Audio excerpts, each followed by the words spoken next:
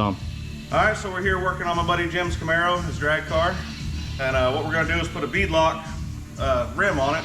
Every video I saw on YouTube, they don't really do it the way I do, so I figured I'd show what I do.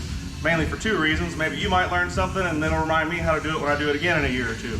We don't do these very often. So what we're gonna do is just take us a little bit of soap, go right around the bead of our rim, wipe it all the way around because we don't want to soak it all the way down. Probably can't see it in the video, but we got our dot right here and that's where we're gonna line up our valve stem at.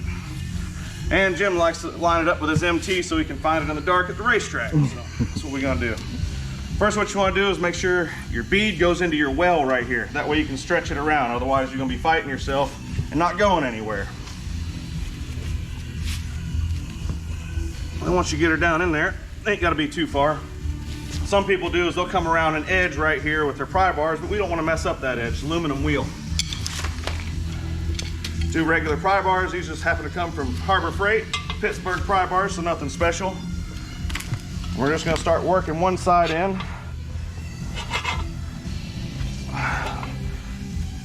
Get about that far, and we'll double it up.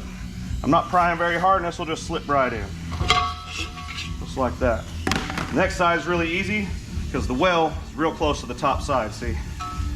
Get that bead of the tire right in there. You can do this all by hand. And that's all there is to it. Now, line up our valve stem. Then we'll go get some beadlock rings. Screw all them down. We go a little far and try and line up all of our stuff the same way everywhere. USA lined up with the MT, the little slash with our valve stem, so again, he can find it. And we'll start putting bolts in and getting it tightened down.